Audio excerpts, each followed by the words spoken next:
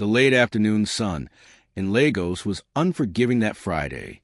It poured golden fire on the busy streets of Surulere, making the air shimmer with heat.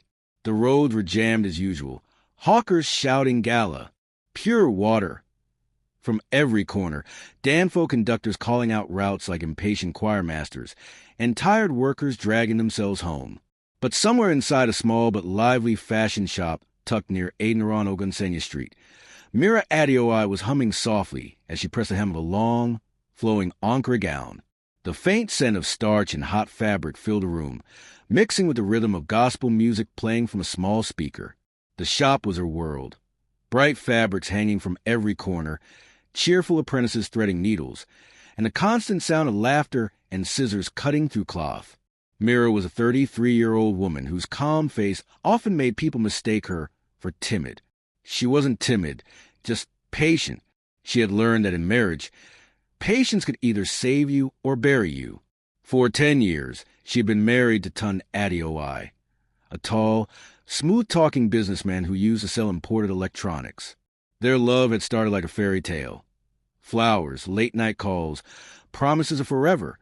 But over the years, forever began to feel shorter every day. That Friday morning, she had cooked his favorite, jollof rice with grilled chicken and fried plantain. She wrapped it neatly in a food warmer, added a small note that said, "I love you, my king," and decided to surprise him at the restaurant he always mentioned, the Golden Palm Lounge in Lekki. She believed maybe, just maybe, if she reminded him of the woman who once made him happy, their marriage might heal. Mira called her head apprentice, Kemi. "Kemi, I'll step out small," she said, adjusting her neatly braided hair in the mirror. "Yes, ma," Kemi replied, grinning. "Ah, madam, you day look fine today, could go faint when he see you."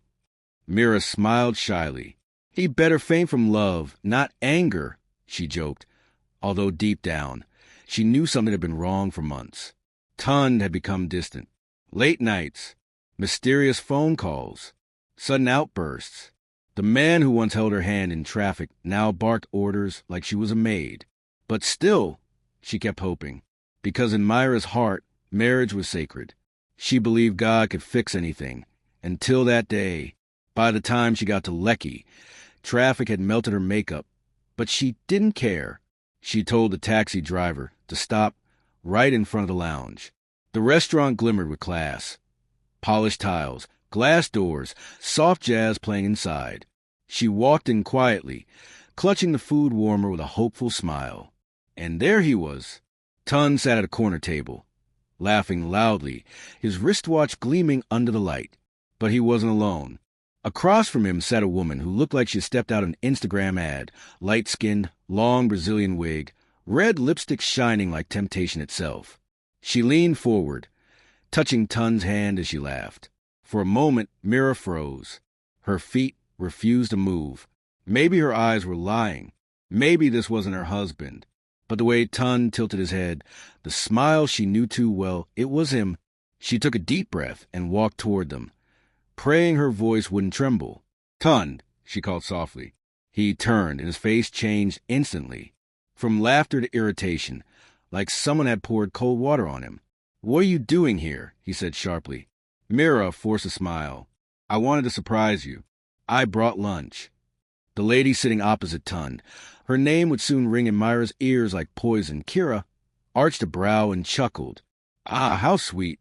The dutiful wife brings food to her husband even when he's busy." Mira ignored her and turned to Tun. "Can we talk outside?" Tun's eyes flicked around the restaurant. People were watching. "Talk about what? You don't see I'm in a meeting?" "With who?" "Her." Mira asked, pointing gently at Kira. Kira smirked. "You should watch your tone, madam. He doesn't like being embarrassed." Mira swallowed. "Tun, please." Tun stood up abruptly, anger flashing in his eyes. "I told you to stop following me around, Mira. You're suffocating me." "Suffocating you?" she whispered, shocked. "I'm your wife." "Exactly. My wife should know her place." The restaurant went silent. Everyone turned to stare. Kira folded her arms, enjoying the drama. "Tun, you're shouting," Mira said quietly. "Let's just..." Before she could finish, the slap came. It landed so hard the sound echoed across the restaurant. Plates clinked. Someone gasped. A waiter dropped his tray. Mira staggered backward, one hand flying to her cheek. Her brain couldn't process it. The man she cooked for, prayed for, defended before everyone, had just slapped her in public. Kira burst out laughing.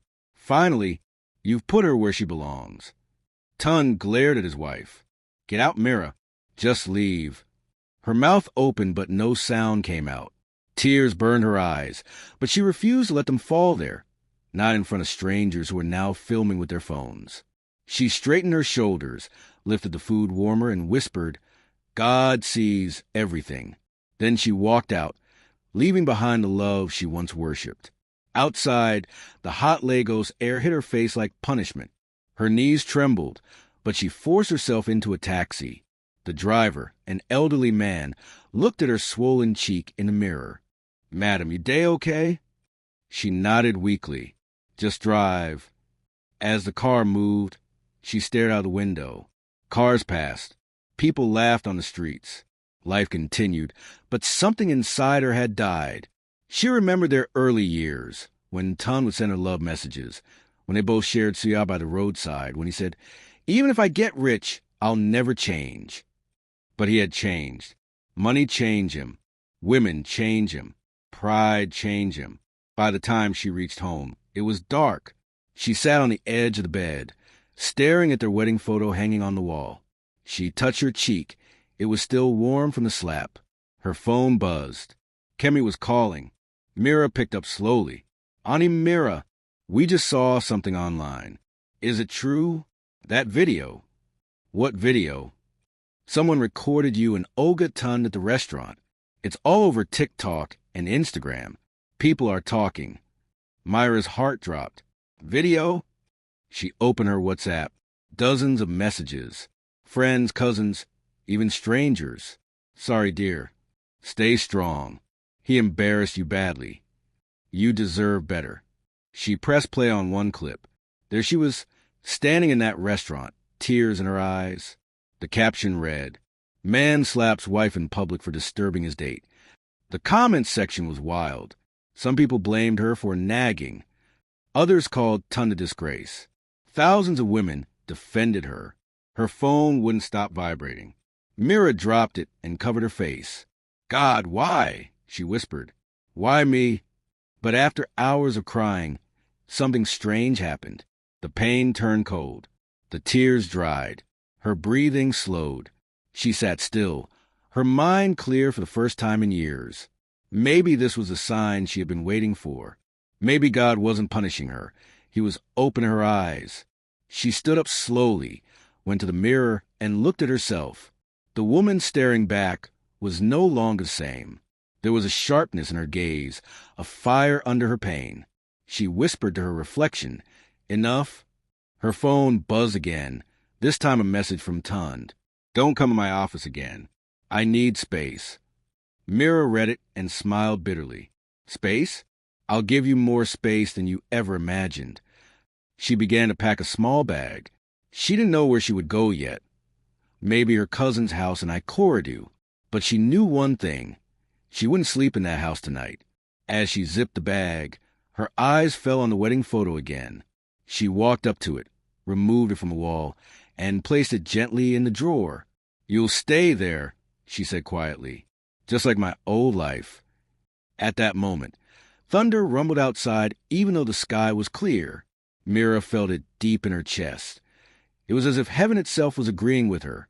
She changed into a plain black dress, tied her hair back, and looked around the house one last time.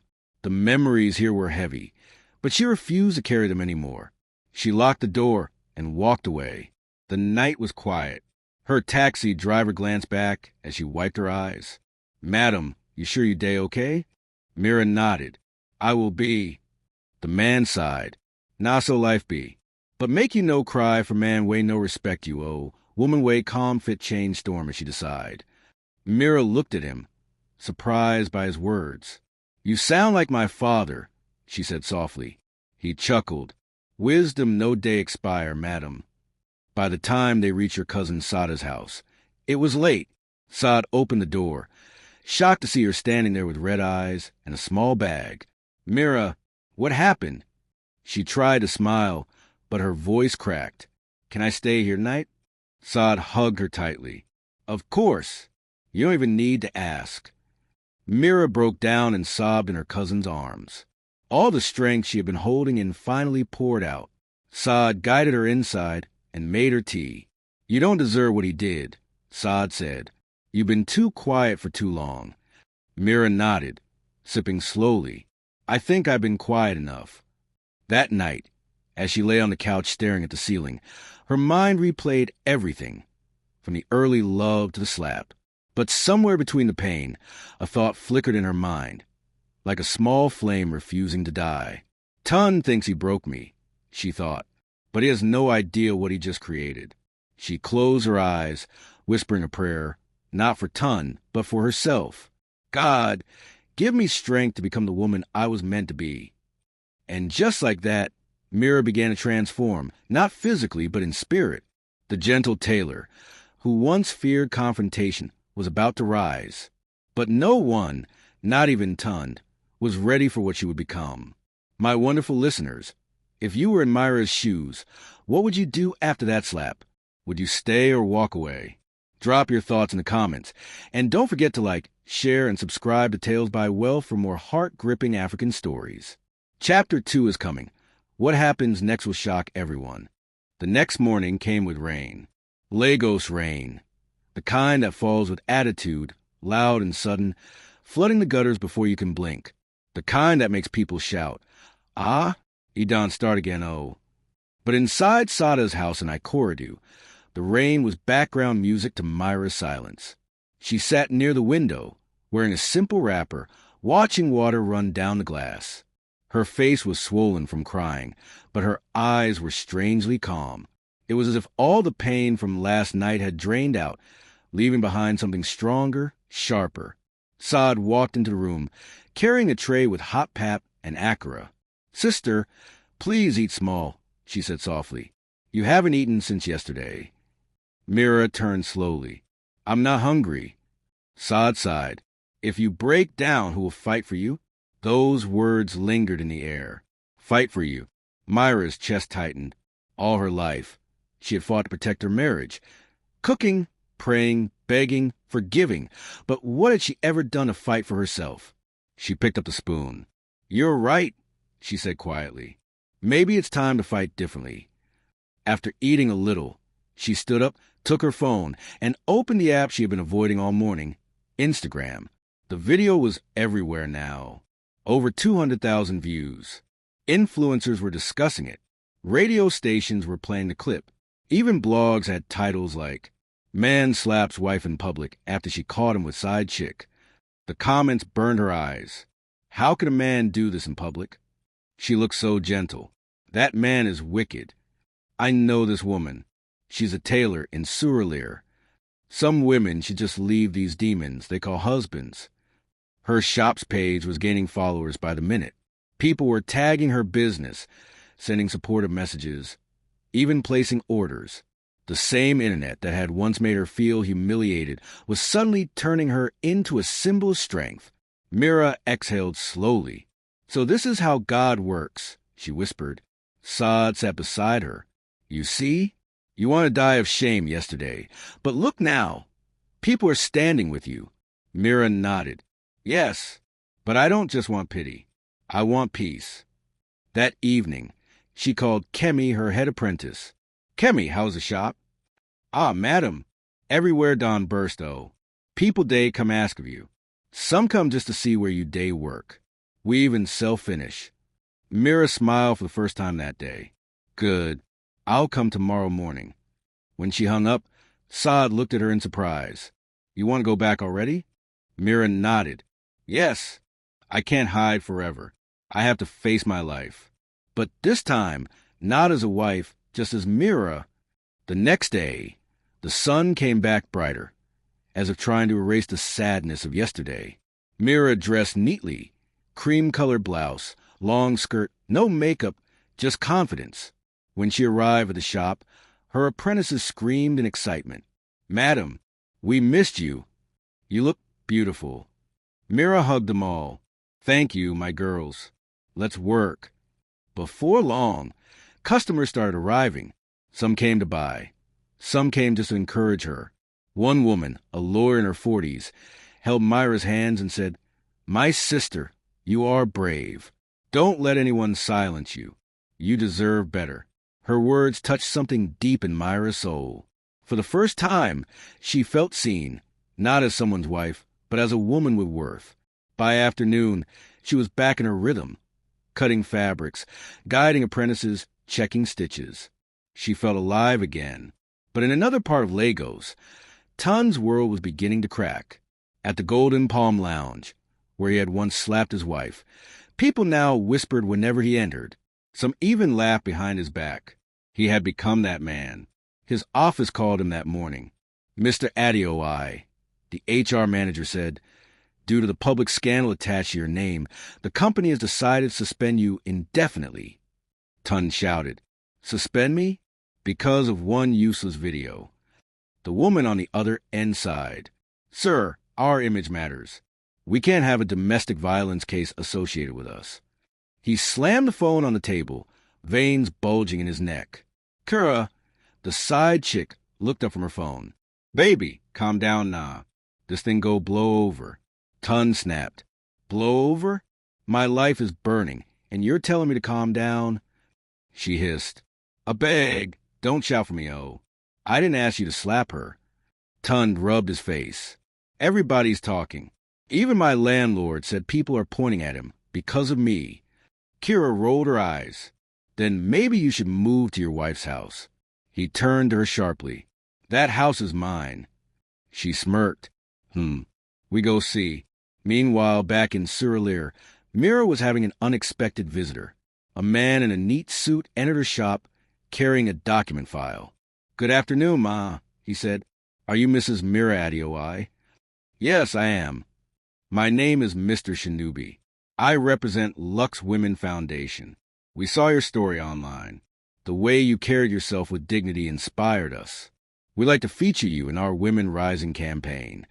Mira blinked. "Feature me?" "Yes, Ma. We support women entrepreneurs who overcame challenges. We'd like to visit your shop next week, record your story, and donate some sewing machines to help expand your business." Her mouth fell open slightly. "Wow. I don't know what to say." "Just keep being yourself, Ma," the man said with a smile. "You're already a voice of strength." As he left, her apprentices clapped and cheered.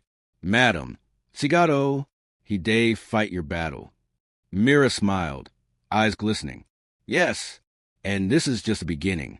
That night, Saad sat beside her cousin on the balcony as they drank malt and ate chin-chin. "So what's next?" Saad asked. Mira exhaled.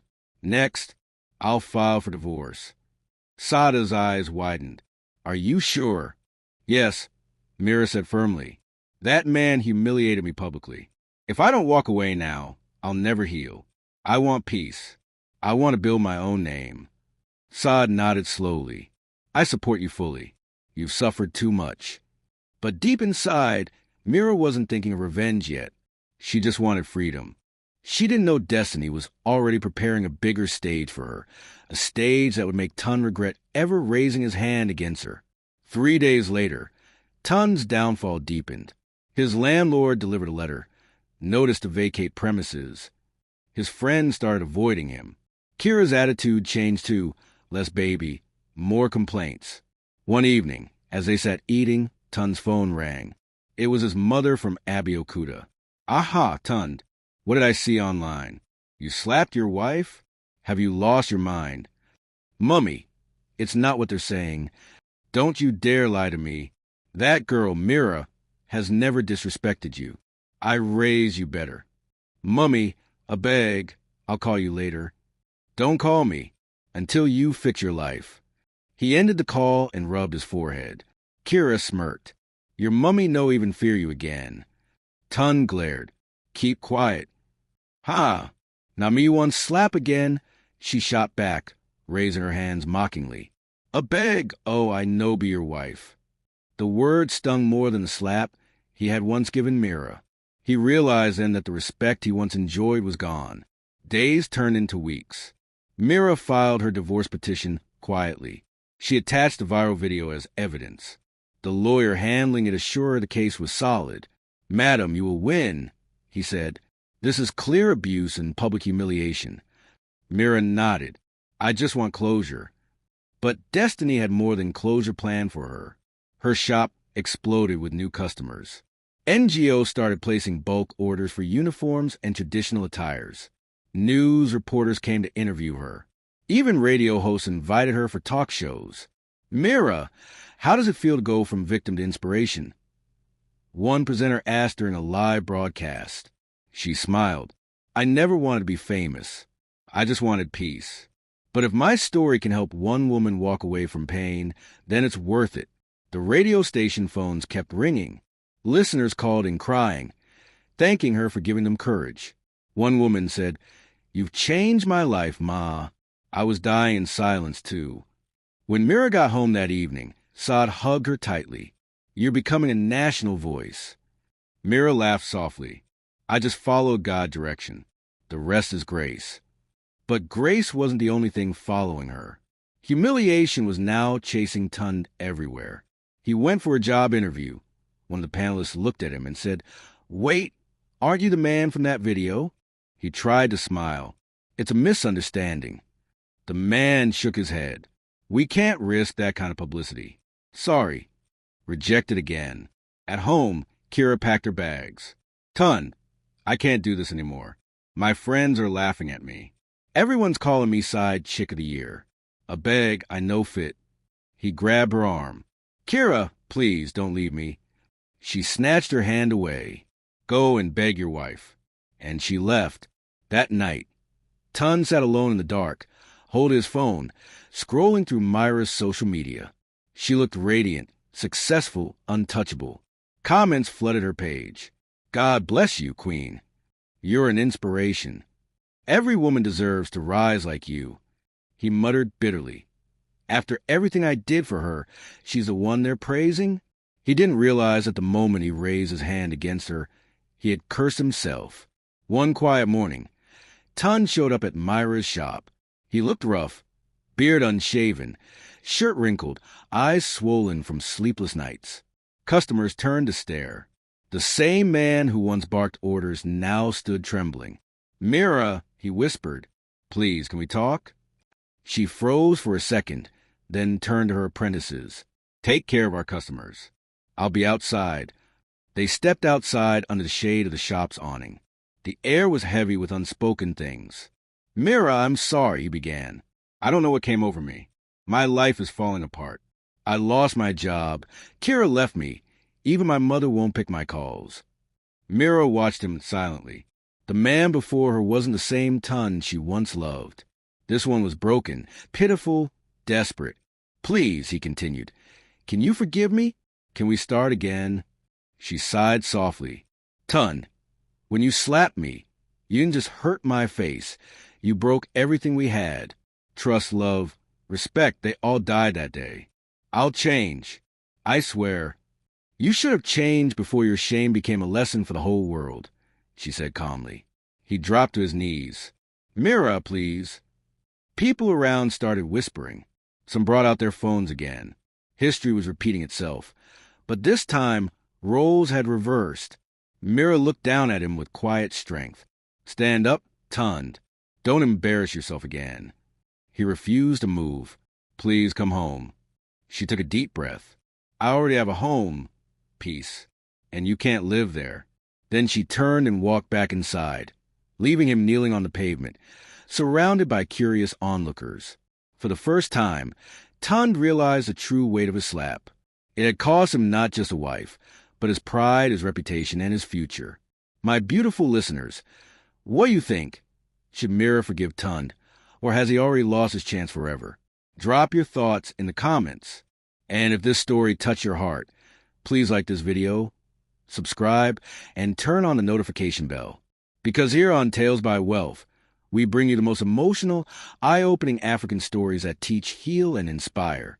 For weeks after Mira walked out his life, Mira Adeoye felt like a man living inside his own shadow. The once confident businessman who strutted around in crisp shirts and gold wristwatches now woke up every morning to silence. No breakfast aroma, no wife's gentle voice, no peace. Just the echo of what he had done. At first, he convinced himself it was temporary. "She'll come back," he told Kira, trying to sound sure. Women always come back. Kira had laughed lazily, blowing cigarette smoke into the air. You sure? The way people today drag you online. Even village people know if it help you. The humiliation had become a public show. On social media, his name had turned into a punchline. Hashtag Ton the Slapper trended for days. Memes, jokes, videos, everywhere he turned, the internet reminded him of that single, burning slap. In traffic, hawkers pointed. In shops, whispers followed him. Even his church group quietly removed him from the WhatsApp list. At work, the HR department finally called him in. "Mr. Adeoye," his manager said stiffly, avoiding eye contact, "our board has decided to terminate your employment. Your conduct has brought disrepute to the company." "Sir, please, just give me time. It was a mistake." The man shook his head. "We cannot risk our brand's reputation. Security will assist you." That short sentence crushed him. Within minutes, the same security guard who once saluted him now escorted him out with a small carton of personal items, files, a mug, and the same watch Mira had bought him for their anniversary. The irony stung. He stood in the parking lot, rain threatening to fall again, and whispered to himself, "How did I get here?" When he got home that evening, Kira was on the couch scrolling through her phone. "So what did they say?" He dropped the carton heavily. "They fired me." She looked up briefly, shrugged, and went back to scrolling. "That's all you'll say," he barked. "What else do you want me to say? Now you slap your wife, not me." Her nonchalance sliced him open. "Kira, I'm going through hell, and you're sitting there like nothing's happening." She sighed loudly. "I beg, Ton, don't start. I warned you that day. I told you not to touch her in public. You wanted to do big man. Now see where he done land you." He rubbed his temples. "You can at least show some compassion." Kira dropped her phone and stood up. "Compassion no day pay rent. You think I want to stay here when bloggers are calling me side chick of shame? My clients are dropping me. Even one married man way day send me money to block me because of you. So it's about money now?" "It's always been about money, Ton. You think say now your smile I day date." That sentence landed heavier than the slap he'd given Mira. He stared at her, chest tightening. "After everything I did for you." "You mean after everything your wife's business helped you achieve?" she snapped. "Don't forget it was Myra's savings you used to rent this place in the first place." Ton's face darkened. "Kira, watch your mouth." She laughed. "Or what? You go slap me too?" "Try am, Ton. Just try am." Her voice echoed to the living room like a curse. He turned away, fists trembling, shame flooding his veins. That night, he lay awake on the couch while Kira snored peacefully in the bedroom. The following week, the landlord came knocking. "Mr. Adeoye, we've been patient. People in this state are complaining about your behavior online. You have 1 month to vacate." Ton tried to argue, but the landlord cut him short. "I don't want trouble. Leave before people start pointing at my house." He shut the door quietly and sank onto the floor. Every sound in the room reminded him of Mira, the faint perfume that still lingered on a chair, her framed photo hidden behind the TV. He picked it up. Her smile stared back at him, warm, forgiving, alive. He whispered, "Mira, I messed up. I really messed up." Meanwhile, Myra's life was glowing brighter. Every newspaper headline praised her resilience. Her business tripled in sales. She was invited to speak at a women's event called Queens Who Rose. When she walked on stage in a simple blue gown, cameras flashed. Across town, Ton watched the event live on TV in a roadside beer joint. Men were clapping for her, shouting, "God bless that woman." He felt something sharp twist inside him, not jealousy, but regret so deep it burned. The bartender nudged him. "You know say nah that woman way you slap be this?" "Brothers, You fall hand, oh. Tun stared into his drink. I know. The man shook his head. If Nami, I go underground. You see how God they fight for women? And fear woman way no talk. Those words haunted him. Fear woman way no talk. He couldn't sleep that night. Days became weeks, and Kira's loyalty crumbled like stale bread. She started going out dressed up, coming back late, smelling of expensive perfume he couldn't afford. One night, he confronted her. Where do you go every evening? She rolled her eyes. Don't start your monitoring spirit. I'm hustling. What kind of hustling keeps you out till 2 a.m.? The kind that pays bills, unlike you. He grabbed her arm. Kira, don't play with me. She jerked free. You no fit control me again. You're finished, tunned. You're broke, jobless, and disgraced. I'm not dying with you. She stormed into the bedroom, dragging a small suitcase. I'm moving out. Tun followed, panic rising.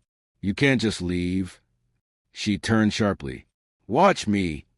As she reached the door, he pleaded, voice cracking. Please, don't do this. I lost everything already. Kira paused briefly, smirked, and said the final dagger. You lost everything the day you slapped the only woman who truly loved you. Then she walked out into the night, heels clicking like a countdown to his ruin. After that, things got worse. Tun tried applying for jobs, but every interview ended the same way. Polite smiles turning cold once they Googled his name. He sold his car, then his electronics.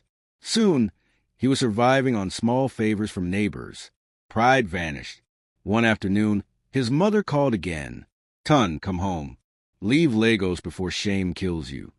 But he couldn't.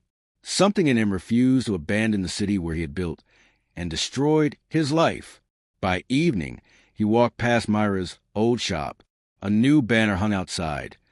Mira Adeoye Couture, Women of Strength collection launching soon. He stood there, hidden behind a tree, watching through the glass. Mira was inside, laughing with her apprentices. The same woman he once called weak now glowed with confidence, surrounded by cameras and customers. He whispered, She doesn't even look angry. A little boy selling sachet water walked past. Oga by Waterna. Tun bought one, sat on the curb, and kept watching her. The guilt in his chest felt heavier than chains. 2 weeks later, the final blow came. He received a letter from the court. Divorce finalized. No property. No claim. No future together. He sat in the small one-room apartment he had moved into, staring at the document. The fan above him rattled weakly. Rain began to fall again, the same way it had the day Mira left. He thought of calling her, maybe to say sorry, maybe to beg again. But what would he say? Please, take me back so I can destroy you twice. He dropped the phone. Instead, he opened Facebook. There was Mira again, smiling beside a governor's wife at a charity event. The caption read, From pain to purpose, Mira Adeoye inspires women across Africa. Below, thousands of comments poured blessings on her. He scrolled and saw someone post, Sometimes God allows public humiliation to introduce private elevation. He read it again and again until the words blurred. For the first time, he wept, not angry tears, but heavy, broken ones. He cried until his chest hurt. The next morning, Tun decided to visit his old neighborhood in Surulere. He wanted to see the house they once shared, even if from afar. When he arrived, a guard stood at the gate of the freshly painted compound. Good morning, Tun said quietly. Please, is Mrs. Mira around? The guard eyed him. You mean Madame Mira, the designer? She no day. She don travel. Travel? Yes. Dem say she go Dubai for one big women conference. Tun smiled faintly, eyes moist. Of course she did.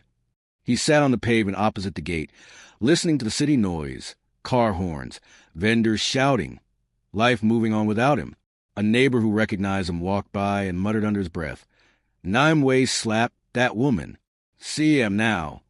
The words pierced him like arrows. He stayed there until evening, then stood up slowly. He looked at the gate one last time and whispered, I'm sorry, Mira. You deserve better. You always did. That night, He returned to his room, lit by a single dim bulb. On the cracked wall hung an old photo of him and Mira on their wedding day, smiling, full of dreams. He touched it gently, then placed it back down. He realized something painful yet freeing. Mira had become the lesson he was born to learn. As thunder rumbled again over Lagos, he whispered a quiet prayer, not for reconciliation, but for forgiveness. Lord, if you ever let me rise again, let it be to apologize properly. Then he laid down, listening to the rain wash the city clean. The sound was strangely comforting, because even in his ruin, he finally understood the truth. He hadn't slapped Mira. He had slapped Grace, and Grace had walked away. My dear listeners, what do you think of Tun's downfall? Was it too harsh, or did he deserve every bit of it? Share your thoughts in the comments, and don't forget to like, subscribe, and turn on the notification bell. Because here on Tales by Wealth, we bring you the most emotional, life-changing African stories that teach and heal the heart. Morning sun spilled softly through the curtains of Mira Adeoye's new apartment in Ikeja, GRA. The light touched her face like a quiet blessing. She had just returned from a week-long conference in Dubai, her first international trip. The flight had been exhausting, but her heart was light. Every step of this new journey felt like proof that storms don't last forever. Her phone buzzed nonstop with messages, journalists requesting interviews, young women asking for mentorship, customers begging for slots for new designs. 3 years ago, she had been the woman crying on her cousin's couch. Today, she was the founder of Mira Adeoye Couture, a name trending across social media as a symbol of dignity and rebirth. She stretched, murmured a prayer, and went into her studio, a wide room filled with rolls of Ankara, Adair lace, and soft humming machines. Her apprentices were already at work. "Good morning, madam," they chorused. "Good morning, my queens," she said with a smile. "Today we finished the Strength and Grace collection, please. We have a meeting at noon." The meeting, that was what her mind had been circling since dawn. Today, someone important is coming. At 12 p.m., a black Range Rover rolled to a stop outside her boutique. The glass door opened and a tall man stepped in, dark-skinned, neatly bearded, dressed in a gray suit that spoke more quiet wealth than noise. He walked with an air of patience and purpose. "Good afternoon," he said, smiling politely. "You must be Mrs. Adeoye." Mira extended her hand. "Yes, but please call me Mira." He shook it gently. "I'm David Okon. I manage Horizon Capital.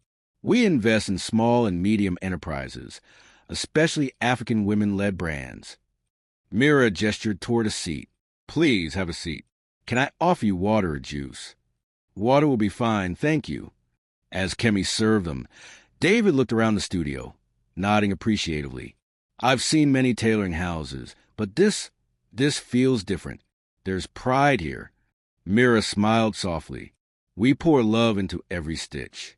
My girls don't just sew, they create confidence." He looked at her for a moment, steady, respectful, curious. "I watched your interview on Sunrise Africa. The way you spoke about rebuilding from pain, it stayed with me." She looked down, fingers tapping her notebook lightly. "That day was hard for me, but I realized some stories need to be told so others can find courage. And you've given courage to thousands," he said. "We'd like to partner with you. Horizon Capital is launching a fund for women-led fashion exports. We believe your brand could lead that pilot." For a moment, Mira couldn't speak. "Export? As in international distribution?" "Yes. We can help with logistics, training, and global partnerships. You'd retain full creative control." Her throat tightened slightly. "Export." The word sounded like music. "I'm honored," she said finally. "When do we start?" David smiled. "We'll draft an MOU next week. But I like to understand the people I invest in. So, tell me, what drives you now after everything you faced?" Mira paused and said quietly, "Peace. I work for peace now, not for survival. Every dress I design must carry a little bit of healing." He nodded slowly, admiration flickering in his eyes. Not desire, not pity, just deep respect. "That's the kind of strength we need more of," he said. Within months, Horizon Capital helped Myra's brand open 2 more branches. one in Abuja and another in Accra. Her fabrics began appearing in magazines. Influencers proudly wore her designs tagged #Mira Adeoye Couture. She hired more women, especially widows and single mothers. Every week, she trained them herself, teaching them the art of finishing seams and balancing books. Remember, she would say, we are not just sewing cloth, we are sewing destiny. In the evenings, after long hours of work, she often found herself thinking of David's quiet smile, the way he listened without interrupting, the respect in his tone. It felt strange, being seen without being judged, but she kept her focus. One step at a time, she told herself. Saad sometimes teased her.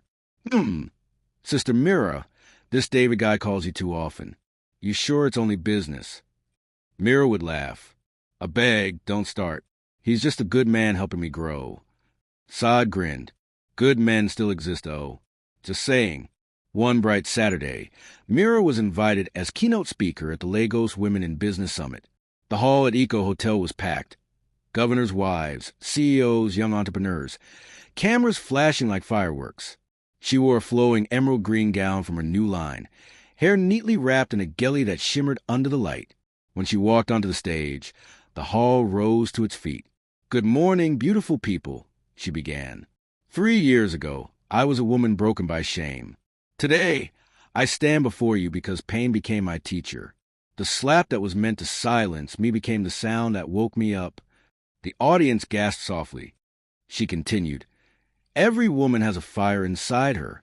Some discover it through love, others through heartbreak. But once you find it, protect it. Let no one tell you you're too soft, too quiet, too small. Applause thundered. David was in the crowd, watching from the second row. His eyes shone with quiet pride. After her speech, journalists surrounded her. Microphones flashed. Mrs. Adeoye, what's next for you? She smiled. Expansion, empowerment, and peace. Always peace. That evening, after the conference, she sat alone on her balcony, overlooking the busy city lights. The hum of Lagos at night was comforting now. Once it had symbolized chaos. Today it sounded like opportunity. Her phone buzzed. It was David. You were incredible today, his text read. The whole hall was moved. You made every investor proud to be part of your journey. She smiled and typed back, thank you, David. You've been a blessing, too. After a pause, another message came. Just keep shining. Some people's victories remind us what resilience looks like. She read it twice, heart warm but calm. This wasn't romance. It was recognition. From one soul who understood another's scars. She placed the phone down, whispered a prayer of gratitude, and gazed at the stars. Somewhere in her spirit, she felt God smiling. Months passed, and Myra's growth became unstoppable. At the annual Nigerian Business Excellence Awards, she was named Entrepreneur of the Year. The event was televised live. As she walked up the stage, applause filled the hall.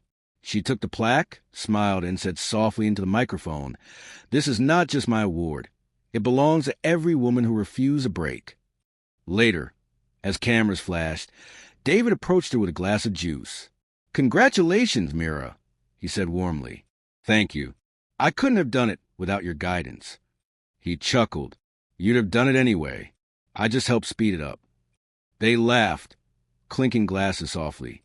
To growth, she said. To grace, he replied. For a brief moment, their eyes met. Not a spark of romance, but shared purpose. Two people who had survived life's storms and learned how to build again. When Mira finally moved into her new house, a calm white mansion in Lekki, she invited her staff, family, and church friends. They prayed, danced, and ate jollof rice till late. Children ran around the compound while a soft breeze carried laughter into the night. At the closing prayer, her pastor said, Mira, may this home never witness sorrow again. You've turned pain into testimony. She said amen with tears in her eyes. After everyone left, she walked to the empty living room, touching the walls gently. She remembered the night she left her old house barefoot in tears. Now she owned one bigger, brighter, and filled with peace. She whispered, Thank you, Lord. I understand now. Some heartbreaks are blessings in disguise. A few weeks later, Mira attended a charity dinner organized by Horizon Capital. As she mingled among the guests, a familiar face appeared across the hall. Tund. He was thinner, older, dressed in a modest suit. She froze for a second, then gathered herself. He saw her too, shame flashing across his eyes. But before he could approach, a crowd of people surrounded her, shaking her hand, praising her work. David leaned toward her quietly. "You okay?" "Yes," she said softly, eyes still fixed on Tund in the distance. "I'm okay." Tund lowered his gaze and slipped out through the side door. Mira watched him go, not with bitterness, but with a strange, calm compassion. She turned back to David and smiled. "Let's continue the evening." And that was the night Mira knew she was truly healed. Not because she had forgotten, but because the sight of her past no longer hurt. Weeks melted into months. Mira's brand expanded into Ghana and South Africa. She launched a scholarship program for young tailors and started speaking at schools about courage and self-worth. Her story was adapted into a short documentary titled Threads of Grace. During an interview, a reporter asked, "Mrs. Adeoye, what's the secret behind your strength?" She smiled. "Forgiveness, of myself and of others. Pain only wins if you stop living." That night, she received a call from David. "We just signed the partnership for your UK branch," he said. Mira closed her eyes, overwhelmed. "David, you keep believing in me more than I do in myself." He laughed. "That's what good partners do."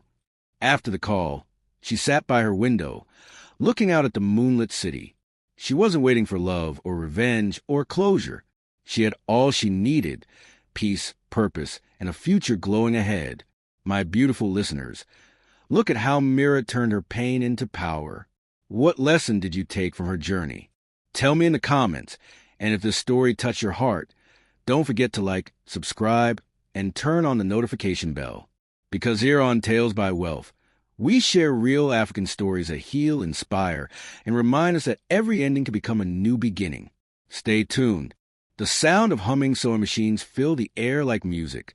The morning light poured through the wide windows of Mira Adeoye Couture, glinting off the chrome tables and rolls of encre stacked neatly in rows. The new head office in Lekki looked nothing like the tiny Surulere shop where Mira had started years ago. Clients now arrived in sleek SUVs. Deliveries went out in branded vans. The company employed more than 30 women, each one handpicked by Mira for skill and character. And among them all, Kemi Ogunlai stood out. Kemi had been there from the beginning, the first girl who believed in Mira when the business was just 2 machines and a dream. She'd once lived in Mira's spare room, eaten her food, cried on her shoulder. Mira called her my right hand.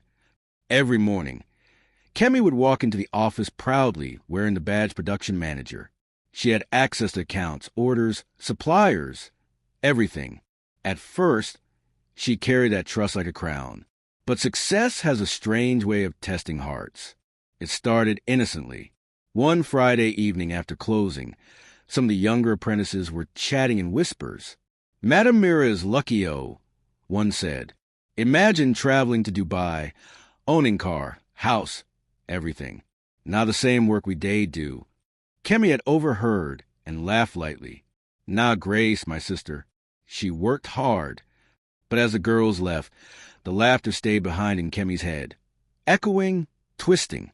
"Now the same work we day do." That night, she sat alone in the staff room balancing accounts. Mira's name was everywhere: magazine covers, TV interviews, sponsorships. Kemi stared at the latest photo of her boss on Instagram, smiling in a gold gown beside a famous actress. She day enjoy life now. Me way day run up and down every day, still renting one small room for Aja. She pushed the thought away. But envy, once planted, grows quietly. Weeks later, a supplier delivered a wrong batch of fabric, worth almost 2 million naira. Mira was out of town for a conference, so Kemi handled it. The supplier called later, apologizing and promising to collect the wrong batch the next day. When he came, Kemi smiled politely and said, "Don't worry, I'll keep some samples." That night, she took 5 rolls home. "I fit use them for small side work," she told herself. After all, I day help a business too. It should have stopped there. But small mistakes are like small fires. They spread fast. Soon, she began sewing private orders on weekends, using Myra's fabrics and name. Clients trusted her because she worked for Madame Mira Adeoye herself. The money came quick. Clean notes filling brown envelopes, giving her a taste of independence she'd never felt before. When Mira returned from Abuja, she praised Kemi for keeping the place running smoothly. "You're the reason I can travel without fear," she said. "I'm increasing your allowance next month." Guilt stabbed Kemi's chest. "Thank you, madam," she murmured, eyes down. But temptation had already chained her. As orders increased, so did Kemi's secret business. She began withdrawing cash from petty cash accounts, labeling them as logistics.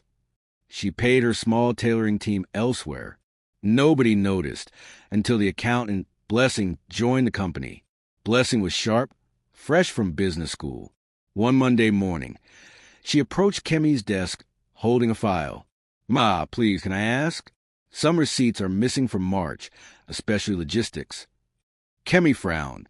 "Ah, check well. Maybe Demis' place." "I checked twice," Blessing said gently. "Maybe you'll help me get them from store." Kemi forced a smile. "Don't worry. I'll sort it out." When Blessing left, Kemi's palms were wet. This girl go put me for trouble. That night she stayed late, forging new receipts. Her hands shook as she wrote fake supplier names. "Just this one time," she whispered, "but deceit has a smell. It never hides for long." In April, Mira announced a new partnership with an international fabric brand. Staff gathered in the hall cheering. "We are expanding to Kenya next," Mira said joyfully. Kemi clapped too, but her heart raced. She'd been quietly diverting funds from that same partnership to buy personal equipment. The more the company grew, the more afraid she became of being discovered. Then whispers started. One apprentice told another that Kemi was doing side hustle with Myra's name. Another claimed she'd seen Kemi loading fabrics into her car at night. Mira dismissed the gossip at first. "Don't speak against your leaders," she told them. "Kemi has worked with me for years. I trust her." But when her banker called saying 2 checks had bounced because of irregular withdrawals, Myra's heart sank. "That's impossible," she said. "Our books balance weekly." She hung up slowly, dread crawling through her. Could it be? No, not Kemi. 2 days later, Mira decided to check the accounts herself. She stayed late after everyone left. The office was quiet except for the soft hum of the AC. She opened a computer and pulled up recent statements. There was small withdrawals, consistent amounts. 50,000 naira here, 100,000 there, each labeled logistics. Over 3 months, nearly 1 million naira missing. Her chest tightened. She checked supplier records. Some names didn't exist. She sat back, staring at the screen, heartbreaking. Not Kemi, please. God, not her. The next morning she arrived early and waited. When Kemi walked in, cheerful as always, Mira forced a smile. "Kemi, can we talk in my office?" "Yes, Ma." Inside, Mira closed the door gently. "Sit down." Kemi's stomach flipped. "Is everything okay?" Mira slid a file across the table. "I found some discrepancies. Can you explain these withdrawals?" Kemi's eyes darted. "Ah, maybe bank error." "Every week?" "Same handwriting." Kemi swallowed. "Madam, I can explain. I'm listening." Silence filled the room. The hum of the AC seemed louder. Kemi's voice trembled. I used some money for side orders. I wanted to start small business. I was going to pay back." Mira closed her eyes, pain flooding her. "Kemi, I trusted you with everything. You were like my sister." Tears streamed down Kemi's face. "I'm sorry, madam. Please forgive me. It was greed.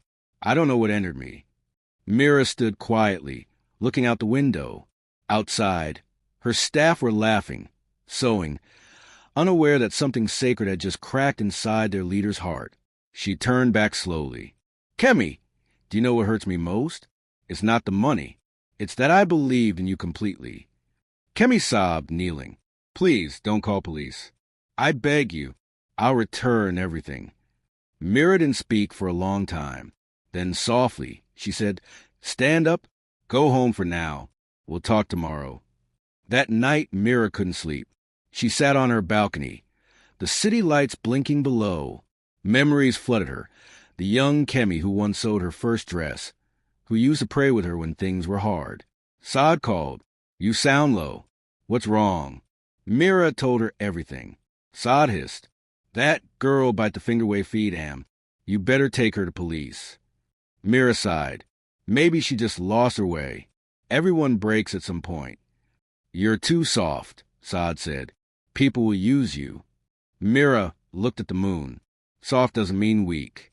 Maybe God is testing me again, to see if success has made me proud. She ended the call and whispered, "Give me wisdom, Lord." In the quiet, she decided to forgive Kemi, but not without discipline. The next morning, Mira walked into the office with calm determination. She called an emergency meeting. All staff gathered, curious. "I won't mention names," she began, "but I discovered dishonesty in our accounts. Money was taken without permission." Gasps filled the room.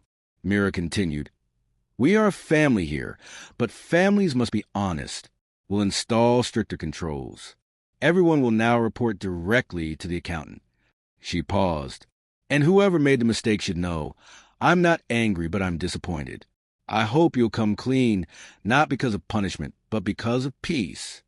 The room was silent. Kemi stood at the back, trembling. After the meeting, she went to Myra's office, eyes swollen. "Madam, I can't live with this guilt. I'm sorry. I'll return the money." Mira looked up, eyes soft. "I already knew you would." Kemi dropped a brown envelope on the table. "It's all I have for now. I'll pay the rest gradually." Mira nodded slowly. "Sit down, Kemi. Let's talk." And that's where the heart of forgiveness would be tested. Kemi sat in the chair opposite Mira, her hands shaking. The brown envelope on the table looked heavier than its contents. Myra's fingers rested lightly on it. She could feel Kemi's fear trembling through the air. For a long moment, neither woman spoke. Only the soft whir of a sewing machine from the next room broke the silence. "Kemi," Mira said quietly, "why didn't you just tell me you were struggling?" Kemi's voice cracked. "Madam, I wasn't struggling. Not at first. I just wanted more. You travel. You meet big people. Everyone calls you powerful. I wanted to feel like that too. But I went about it the wrong way." Myra's eyes glistened. "You wanted more, but you forgot that what makes us great isn't what we have. It's what we do with what we're given." Tears rolled down Kemi's cheeks. "I don't deserve this job anymore." Mira sighed deeply, leaning back. "Maybe not the position you had. But losing your way doesn't mean you can't find it again." Kemi looked up, surprised. "You're not firing me?" "I should," Mira said softly, "if it were about rules." "Yes, but grace isn't about rules. I'll remove you from handling accounts. You'll return to supervising production only. Blessing will take over finances. You'll also attend the ethics workshop we sponsor for young women." Kemi blinked through tears. "You still trust me with anything?" "I trust that people can change," Mira said. "And I refuse to let bitterness run my company." Kemi fell to her knees again. "Thank you, madam. I swear I'll never disappoint you again." Mira stood, helping her up gently. "Stand, Kemi. You're a worker, not a beggar." When news spread that there had been an issue in the accounts, many staff expected Mira to explode or involve the police. Instead, she gathered everyone for a meeting the next week. "I want us to learn from mistakes, not gossip about them," she said. "Integrity is our fabric. If we tear it, we all lose." She told them a story, not betrayal, but of accountability. She never mentioned Kemi's name, but everyone understood. By the end, some staff were crying. That afternoon, one apprentice whispered, "Madam get golden heart." Another replied, "Now why God day bless her like this?" Even Blessing, the accountant, came later to say, "Madam, I respect how you handled it. You turned trouble into teaching." Mira smiled faintly. Every storm must water something. The weeks that followed tested Kemi's resolve. Working under Blessing was humbling. She had to submit reports, double-check figures, and earn back trust. Some co-workers whispered behind her back, but Myra's calm leadership slowly changed the tone. When clients visited, Kemi avoided their eyes.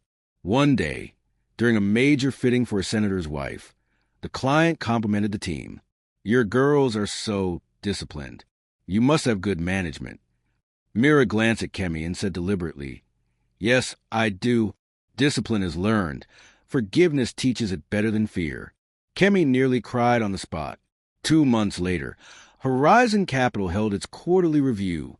David Okon arrived at Myra's office with the usual gentle confidence. "I hear you managed a little crisis," he said after greetings. Mira chuckled. "Word travels fast." "Investors always know," he replied with a smile. "But I'm impressed. Most CEOs would have gone straight to prosecution." Mira shrugged. "If I destroy someone to prove I'm strong, then I've forgotten what made me rise." David nodded slowly. "That's why people trust you. Horizon is ready to increase your funding. We're recommending Mira Adeoye Couture as a model for ethical leadership." Mira blinked. "That's unexpected." "Deserved," he said. "You're not just building clothes. You're building people." For a moment, their eyes met, warm and calm. "Thank you, David," she said softly. "That means more than the money." He smiled. "Keep being you, Mira. That's the real investment." One evening, Mira found a folded note on her desk. The handwriting was shaky but familiar. "Madam, I can't sleep until I write this. You forgave me, yet I still carry shame. I've started repaying what I owe for my extra work. But more than money, I want to repay your kindness. I'm training 2 young girls for free in my area so they can learn tailoring. Maybe that's how I can make peace with God and with you. Thank you for giving me another chance. Your daughter in destiny." Kemi. Mira read it twice, then smiled through tears. She placed a note inside her journal beside an old picture of herself from the days of struggle. "Lord," she whispered, "this is the kind of wealth I prayed for, not money, but impact." That year marked the company's 5th anniversary. Mira organized a Thanksgiving celebration at the new factory. Staff wore white uniforms embroidered with gold thread. A small choir sang while guests toured the bright hall filled with sewing machines. When it was time for speeches, Mira called Kemi forward. Murmurs rippled through the crowd.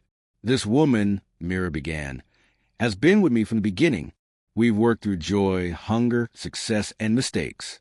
Today she stands here not as who she was, but as who she's become, a woman of integrity." Kemi's lips trembled. The crowd clapped. "She taught me something," Mira continued. "Leadership isn't proven by perfection. It's proven by how we handle imperfection.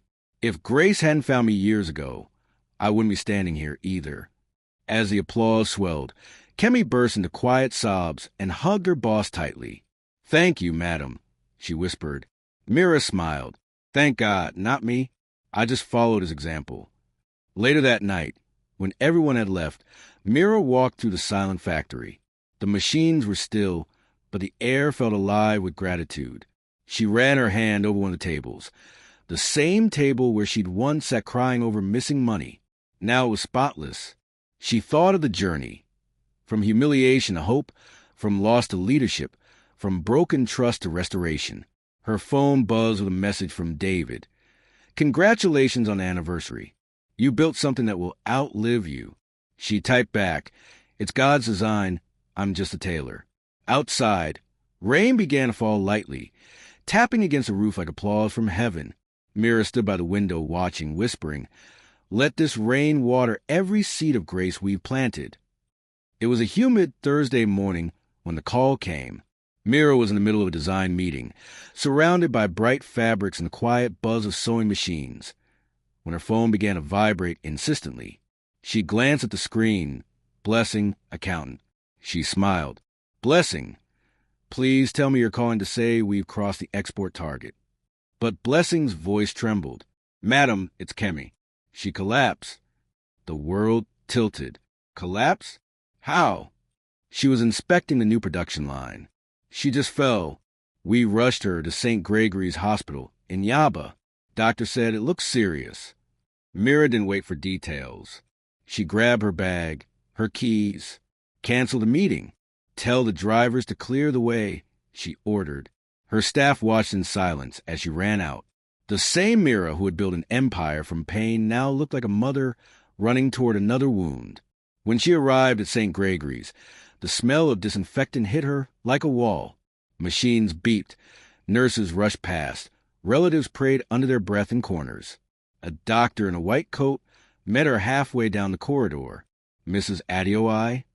Yes, doctor. I'm her employer, her sister in everything that matters. Please, what happened? She collapsed due to severe fatigue. But the scan shows something else, advanced kidney failure. Mira froze. Kidney failure? Yes. She must have been ignoring symptoms for months. We're stabilizing her now, but she needs dialysis immediately and possibly a transplant soon. The word slammed into Myra's chest. Do whatever it takes. Money is not the issue. The doctor nodded. We'll begin dialysis tonight. When Mira entered the room, she barely recognized Kemi. The once vibrant young woman lay pale, and in her hand, oxygen tube across her face. Her lips moved weakly. Madam, you came? Mira gripped her hand. Of course I came. You scared everyone. Kemi smiled faintly.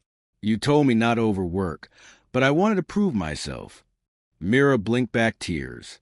You've already proven everything, my dear. Rest now. For the next 3 days, Mira stayed by her side. She turned her private lounge into a small command center, answering business calls between doctors' updates, canceling meetings, and personally paying for every test. Nurses whispered. That's the famous Mira Adeoye. She never leaves her staff. Mira didn't care about whispers. She prayed. When Saad visited, she found her cousin sitting beside Kemi's bed, head bowed. Mira, you haven't gone home in days, Saad said softly. She's family. I can't leave. Saad touched her shoulder. You can't pour from an empty cup. Mira smiled sadly. I'll refill after she stands again. That night, when Kemi woke briefly, she whispered, Madam, if anything happens... Don't you dare finish that sentence, Mira interrupted. Kemi chuckled weakly. Okay. By the 5th day, the news was worse. The dialysis was enough. The damage had advanced too far. The doctor approached Mira carefully. We've done everything we can. Without a donor soon. Myra's eyes filled. I'll donate. Test me. He shook his head. You're not compatible. We've checked the registry. No match yet. She turned away, fighting the scream rising in her throat. God, not this child. Not her. Later that evening, Kemi's condition worsened. She drifted in and out of consciousness, sometimes murmuring prayers, sometimes calling Myra's name like a child calling her mother. Mira refused to cry in front of her. She just held her hand, whispering verses of comfort. By midnight, the doctors advised family to prepare for the worst. Mira texted all staff, pray for Kemi tonight. She has given her heart to this work. Let's give her our prayers. And across Lagos, women who had once been trainees, now mothers themselves, knelt and prayed. At dawn, Kemi woke suddenly, eyes clearer than they'd been in days. Madam, she said softly, I'm here, love. Promise me something. Anything. If I don't wake again, continue teaching girls like me. Don't stop forgiving people. You're the reason I met God properly. Myra's tears spilled. Don't talk like that. You'll get stronger. Kemi smiled faintly. You taught me grace. Now I'll go rest in it. Her breathing slowed, steady but fragile. Mira held her hand tightly. I'm proud of you, Kemi. So proud. Kemi's lips curved in a tiny smile before sleep claimed her again. Morning broke gray and heavy over Lagos. Rain clouds crouched low, the air thick with silence. Inside St. Gregory's Hospital, the hallway lights flickered softly, reflecting on the white tiles like tired stars. Mira hadn't gone home. She sat beside Kemi's bed, rosary tangled around her fingers. Every few minutes she whispered, Lord, please, just one more miracle.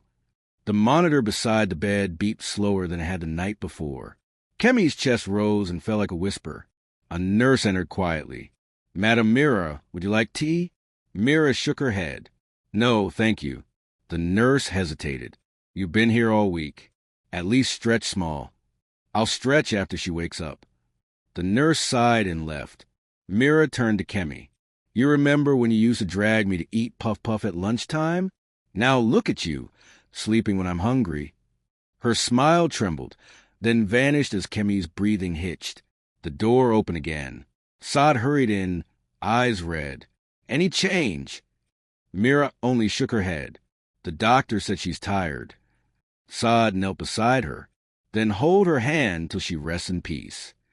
Around noon, the doctor returned with 2 nurses. They checked vitals, adjusted tubes, spoke in low tones. Then one nurse looked at Mira with pity. "She's asking for you." Mira leaned close. "I'm here, my child." Kemi's eyelids fluttered. "Madam?" "Yes, darling." "Don't cry. Promise." Mira nodded quickly. "I'll try. Tell the girls not to stop sowing dreams." "I will.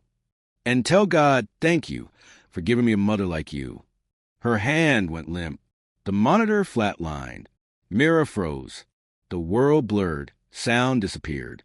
Only the softness of oxygen remained. She pressed Kemi's hand to her cheek, whispering her name again and again. The doctor touched her shoulder gently. "She's gone, Ma." "No," Mira said, shaking her head. "She's just resting. She said she'll wake." But the stillness answered her. Saad wrapped her arms around her cousin as Mira broke into quiet sobs. "Lord, you gave her to me. Why so soon?" Outside, thunder rolled across the sky like a drum of mourning. The next morning, news spread to the factory like fire. Machines fell silent. Women who had worked under Kemi wept openly. Blessing organized a prayer circle. Mira couldn't bring herself to speak. She simply walked into Kemi's workstation and touched a half-finished gown still pinned to the dummy. A note was stuck to the fabric in Kemi's handwriting. "Madam, I'll fix the hem tomorrow." Mira traced the words with trembling fingers. "You kept your promise, my dear," she whispered. "You fix more than hems. You fix hearts." The burial was small but beautiful. Staff, church members, and even suppliers attended. David Okon sent a wreath. "To a life that reminded us grace is power." When it was time to speak, Mira stepped forward. "Kemi wasn't perfect," she began, voice unsteady. "None of us are. But she was honest about her mistakes and brave enough to start again. That's what strength really means." She paused, looking at the coffin. "If love alone could heal, she'd still be sewing beside me today. But heaven needed gentle hands." Weeks later, Mira returned to work. The factory felt hollow, without Kemi's laughter. Every morning she greeted Kemi's empty chair before meetings. But sorrow soon turned into resolve. "We'll honor her," she told the team. "From today, every scholarship we sponsor will bear her name." They renamed their mentorship program the Kemi Grace Initiative under Mira Adeoye Couture. Flyers went out with Kemi's smiling photo and the caption, "Turning mistakes into miracles." Applications flooded in from young tailors across Nigeria. During the first session, Mira told the new apprentices, "You are here because one woman's story taught you as compassion. Let her life remind you that failure isn't final." Her words spread online again. Within weeks, NGOs and local TV stations covered the foundation launch.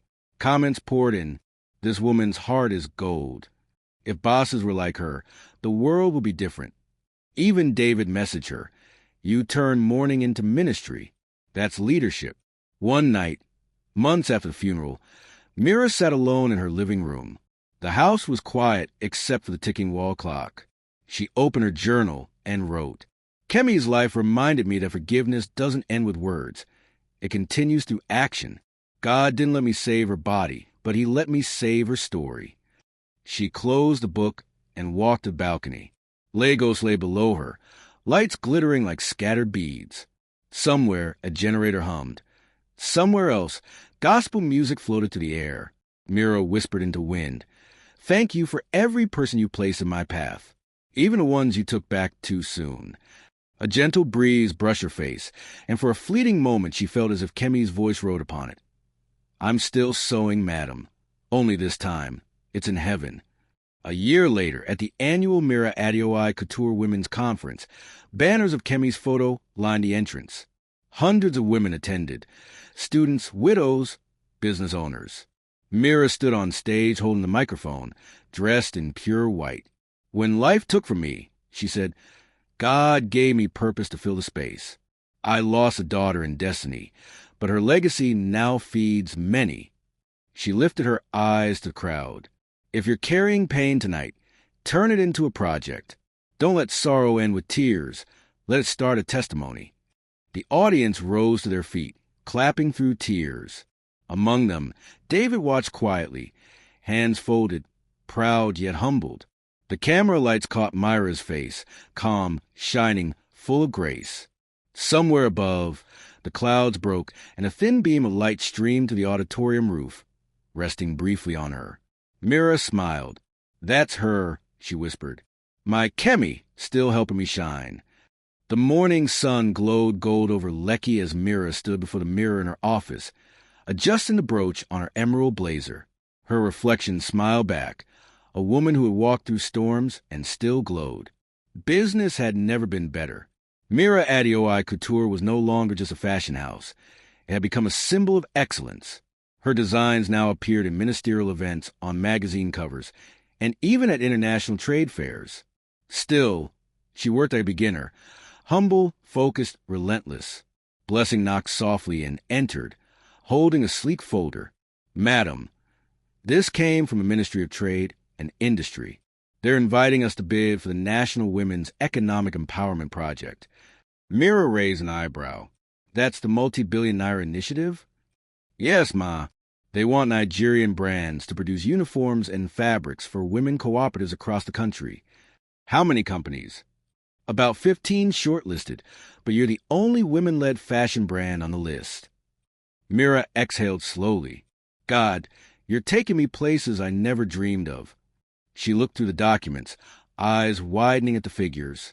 If she won this, her factory could double production, employ hundreds of tailors, and expand into West Africa. It wasn't just a contract. It was a calling. 2 weeks later, Mira arrived at the ministry's glass headquarters in Abuja for the bidding presentation. The building buzzed with activity, journalists, business owners, aides in sharp suits. She walked in gracefully, flanked by Blessing and her PR manager, Saad. Cameras flashed as she passed. Inside the boardroom, 6 panelists sat behind long desks. One of them, a middle-aged man in a dark abaya and gold-rimmed glasses, smiled too easily. His nameplate read Mr. Bamadil, Senior Procurement Director. Mrs. Adeoye, he greeted, rising to shake her hand. We've been following your brand. Exceptional work. Thank you, sir, Mira said, bowing slightly. He leaned closer. Let's talk after the presentation. You know how things work here. Something in his tone made her uneasy, but she kept her composure. When the presentation began, Mira spoke with passion. She showed projection samples and videos of her training programs for women. By the end, the room was quiet, awed. Even the minister nodded. Impressive, Mrs. Adeoye. You represent the kind of entrepreneur we want to empower. After applause, Mr. Bamadil smiled again. We'll be in touch soon. That evening, back at her hotel, Myra's phone rang. The number was unfamiliar. Good evening, madam, the voice said smoothly. This is Kunnel, assistant to Director Bamadil. The director is very impressed with your proposal. He'd like to meet privately for dinner tomorrow to discuss details. Details? Mira asked cautiously. Yes, ma, just to ensure your file moves smoothly. You know how government work can be. Her stomach tightened. She had heard of such details before. Tell him I appreciate the invitation, she said slowly, but I prefer all discussions in official settings. The man chuckled softly. Of course, madam, just that sometimes paperwork needs encouragement. Mira ended the call. Her fingers trembled slightly as she set the phone down. Encouragement, she muttered bitterly. So that's what integrity costs now. 2 days later, Her team returned to Lagos, excited. "Madam, I'm sure we'll win this," Blessing said. "You nailed the presentation." Mira smiled, but unease lingered. Later that week, a brown envelope arrived at her office, unmarked. Inside was a note on plain paper. "Congratulations, madam. You are among the final 3. For smooth approval, kindly appreciate the evaluation committee with 15 million Nigerian nairas. Contact Colonel B." Myra's hand froze. 15 million? That was extortion dressed as formality. She closed her office door and sat heavily in her chair. Her mind spiraled. 15 million could buy her expansion equipment, but if she paid it, she'd lose her soul. Her intercom buzzed. "Madam, your 3 p.m. investor call is ready." She ignored it. Instead, she whispered, "Lord, you brought me this far without shortcuts. Don't let greed destroy me." That evening, Mira called Saad to her house. They sat in the living room, soft jazz playing in the background. Saad listened quietly as Mira read the note aloud. "So, what do you think?" Mira asked. Saad frowned. "It's a trap, Mira. If you pay them, they'll own you. If you refuse, they might block you." "I can't bribe anyone, Saad. I built this company on faith." "I know, but Nigeria isn't fair to clean people. You could lose the contract." Mira sighed deeply. "Then maybe it was never mine to begin with." Saad reached over, squeezing her hand. "I'm proud of you, but still, prepare for war. They don't like people who say no." The next morning, Mira returned to Abuja for the final evaluation. She entered the ministry hall confident but tense. Mr. Bamadiel's assistant met her outside. "Madam, the director was hoping you reconsidered our little arrangement." Myra's face hardened. "Tell him my work speaks for itself." The man smirked. "In this place, madam, work doesn't speak. Money does." She turned away, refusing to respond. Inside the conference room, she noticed subtle changes. Some panelists who had once smiled now looked indifferent. Her presentation files were shuffled hastily. The tone was colder. When it ended, Bamadiel leaned back, tapping his pen. "Thank you, Mrs. Adeoye. We'll inform you of our decision." That was all. Outside, Saad asked, "How did it go?" Mira forced a smile. "I planted my seed. God will water it." Weeks passed with no reply. Rumors spread that the contract had gone to another company, one with no visible record, but deep political ties. Staff whispered about disappointment. Investors frowned. Blessing brought in bleak reports. "Madam, it's official. They gave it to Awaken Textiles." But social media is buzzing. They're saying it's a ghost company. Mira sighed. Maybe that's how things are built here, on ghosts and greed. David Okon called from Horizon Capital. "I heard about the contract. Don't let it shake you. It's not about money, David. It's about how easy it is to twist truth. That's why you must stay clean," he said gently. "The same people who mock you today will quote you tomorrow." His words comforted her. Still, at night, she couldn't sleep. The what-ifs haunted her. What if I'd paid? What if that was my chance to reach more women? But deep inside, she knew blessings bought with bribes always carry sorrow. One Thursday morning, just when disappointment began to fade, Blessing rushed into Myra's office with a newspaper. "Madam, see headline.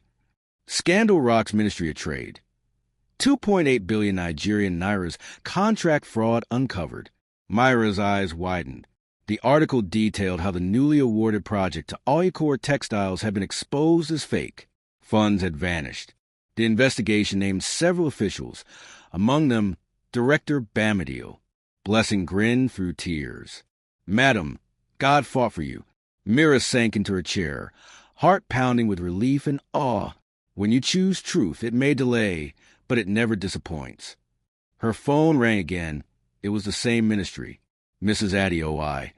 A new voice said, nervous but respectful, "The minister requests your presence in Abuja tomorrow. We'd like to reopen the contract under transparent terms." Mira smiled faintly. "I'll be there." When Myra's plane touched down in Abuja the next morning, the air felt lighter than the last time she had been there. The same city that once whispered temptation now waited to hear her answer. Blessing met her at the terminal. "Madam, the minister himself will see you. They want to clear their name fast." Mira adjusted her shawl. "Then we'll help them clean it the right way." The new beginning. The meeting took place in a quiet conference room, far from cameras and aides. The new permanent secretary, Mrs. Onwuka, a firm-faced woman with silver-streaked braids, stood as Mira entered. "Mrs. Adeoye, please sit," she said warmly. "I read about you long before this mess. You stood your ground when others bent. We owe you an apology." "Madam, integrity is its own reward," Mira replied softly. Mrs. Onwuka smiled. "That's rare talk in this building. The minister insists the contract be reevaluated under open bidding. If you still wish, submit again." "I will," Mira said. "But this time I also want transparency. Every woman's group that benefits should know how the money is used." "Agreed," the secretary said, extending her hand. "In fact, help us design the monitoring framework. Maybe the country needs more Mira Adeoyes." News spread like wildfire. Mira Adeoye declines bribe, exposes corruption. Reporters camped outside her hotel. One finally cornered her as she stepped into her car. "Madam Mira, how does it feel to win without paying?" She smiled. "It feels like peace. Money can buy fame, but only integrity can buy sleep." That quote trended for days. Radio hosts debated it. Pastors preached it. Women across Nigeria used it as WhatsApp status. David Okon called again, laughing. "See how God turned scandal into sermon." Mira chuckled. "I didn't plan to be famous for refusing money." "Exactly," he said. "That's why it worked." Weeks later, Mira Adeoye Couture officially signed a new contract. This time, the process was televised, proof that honesty could still win. Mira insisted that 40% of production go to rural tailoring cooperatives. She personally visited workshops in Ibadan, Kaduna, and Calabar, teaching women design and quality control. Her staff called it Operation Clean Thread. Kemi's old motto, "We don't just sew cloth, we sew destiny," was printed on every uniform tag. Whenever she walked through factories, Mira thought of how far she'd come. The slap, the shame, the forgiveness, the loss, and now the fight for justice. She smiled through tears. "Grace built this empire," she murmured. But truth never walks unchallenged. One evening, her driver handed her a plain envelope left on the office gate. Inside was a short note. "Stop talking to the press. Mind your business, or we'll mind it for you." Saad gasped when she saw it. "Mira, this is serious. These people don't joke." "I know," Mira said calmly. "But silence is also a choice, and I'm tired of fear." The next day, she went on Sunrise Africa Live. The host asked, "Mrs. Adeoye, aren't you scared of exposing corruption?" Mira looked straight at the camera. "If speaking truth brings danger, then silence brings decay. I choose truth." Viewers across the country clapped in their living rooms. Her courage became contagious. 2 weeks later, the Economic and Financial Crimes Commission arrested Director Bamidele and his assistant. News cameras caught them hiding their faces behind folders. Social media rejoiced. Hashtags like #MiraEffect trended for a week. Yet, despite the victory, Mira refused to gloat. During a company devotion, she told her staff, "Don't celebrate anyone's downfall. Pray that those who lost their way will find it again. Integrity must never turn into arrogance." Blessing whispered to another tailor, "Now, why God no fit stop blessing this woman?" The Reform Ministry invited her again, this time not as a bidder, but as a speaker at their ethics retreat. The minister himself introduced her. Mrs. Mira Adeoye reminds us that moral excellence is good business. She took the stage in a cream-colored suit, microphone in hand. "I didn't come here to boast," she began. "I came to remind us that every bribe builds a wall between us and progress. If we remove those walls, Nigeria will breathe again." When she finished, the hall rose to a standing ovation. Civil servants wiped tears. Journalists scribbled furiously. That evening, David Okon texted, "You just changed how government sees entrepreneurs. History will remember you." Mira replied, Let history remember truth, not me. Months later, as the project neared completion, Mira visited one of the rural cooperatives she had empowered. Hundreds of women worked under bright daylight, laughing as machines hummed. Children played nearby, wearing school uniforms sewn from her fabric. A young tailor approached shyly. "Madam, because of your training, I can feed my family now." Mira smiled, placing a hand on her shoulder. That's the real payment. When she returned to Lagos that night, she found a letter waiting on her desk, official commendation from the president's office. It read, "For unwavering integrity in national service." Mira laughed softly. From humiliation to honor, God truly rewrites stories. Later that night, she stood on her balcony, city lights twinkling below. The breeze smelled of rain. She whispered, "Lord, thank you for teaching me that honesty may delay reward, but it never denies it." Her phone buzzed. David again. He had simply sent one line. "Dinner next week? You've earned a rest." She typed back, smiling, "Maybe, if I can learn to sit still long enough." Somewhere in the distance, thunder rumbled again, not of fear this time, but cleansing. Mira looked at the sky and thought of all the women she'd trained, the lives she'd touched, and the quiet revolution she had started by saying no. It had been almost 6 years since that rainy night when Mira Adeoye walked barefoot into the darkness, leaving behind humiliation and heartbreak. Now, she stood on the balcony of her new headquarters, a tall, glass building overlooking Victoria Island, where the sign Mira Adeoye Couture Foundation glowed in soft gold. The city below pulsed with life. Banners flapped on street lamps bearing her face. "Integrity is power." Keynote speaker, Women of Vision Summit 2030. Her company had become an empire. Her foundation trained more than 10,000 women. She had dined with presidents, spoken at the United Nations, and been named Woman of the Year in Africa. But Mira still started every day the same way, with prayer and quiet gratitude. She never wanted success to erase the woman who once wept in silence. That morning, as she adjusted her pearl earrings in the mirror, Saad entered with her tablet. "Madam, the National Summit is confirmed for Saturday. The Vice President will attend in person." Mira smiled. "Good. Let's make it about women, not politics." Saad hesitated. "There's something else," a journalist from Sunlight Daily called. "They're running a human interest piece titled From Scandal to Success. They want to interview your ex-husband for balance." Mira froze.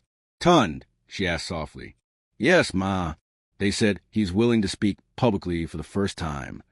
For a moment, the room felt smaller.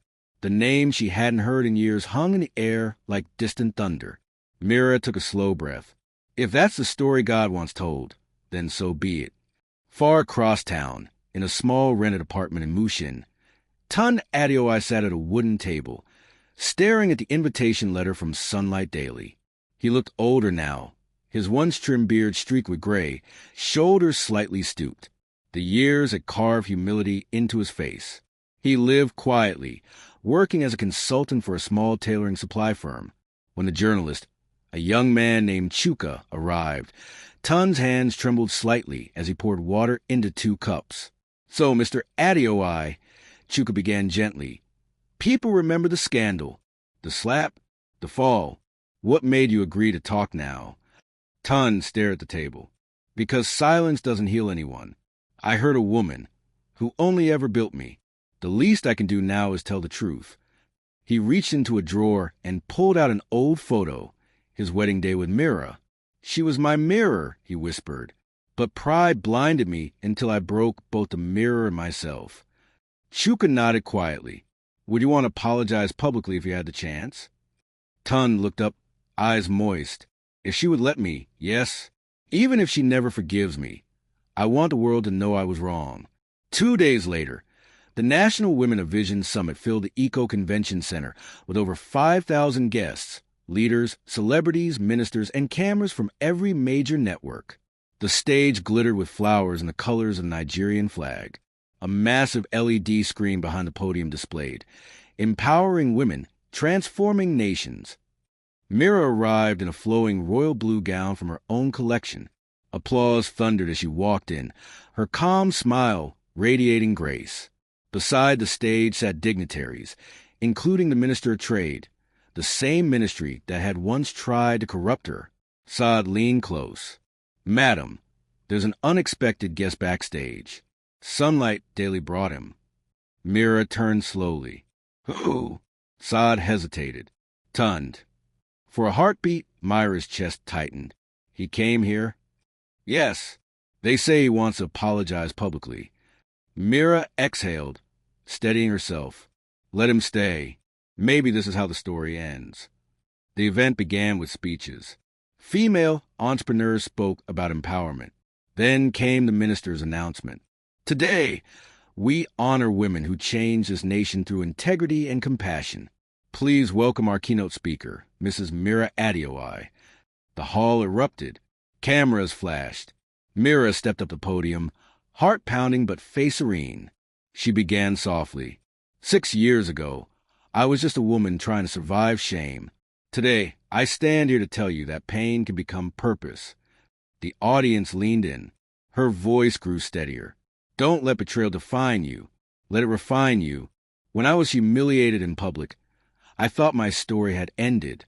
But God used that humiliation as my introduction." Thunderous applause filled the room. From backstage, Tund watched through tears. Every word pierced him like penance. He whispered, "She's still light." When the applause quieted, the event host stepped up.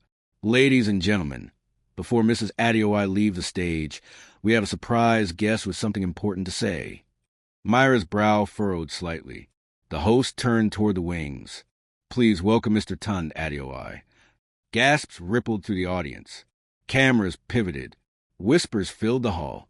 Sada's hand flew to her mouth. "Oh my God!" Mira stood motionless as Tund walked slowly onto stage, head bowed. Tund approached the microphone. His suit was simple, his eyes red but clear. He looked at Mira for the first time in years. She stood tall, calm, radiant, a living testimony of grace. He turned to the crowd. "Good afternoon. I wasn't invited by fame or power. I came here because I owe this woman an apology before God and before men." The hall went silent. Even the air seemed to pause. "I once called her my wife," he continued, voice trembling. "And in my foolishness, I raised my hand against her, in front of the world. That slap destroyed not just a marriage, but a man's soul. She built me, and I repaid her with humiliation. When she rose again, I realized God had chosen her to show us what forgiveness looks like." He turned toward Mira. "I am sorry. For every bruise, every tear, every betrayal.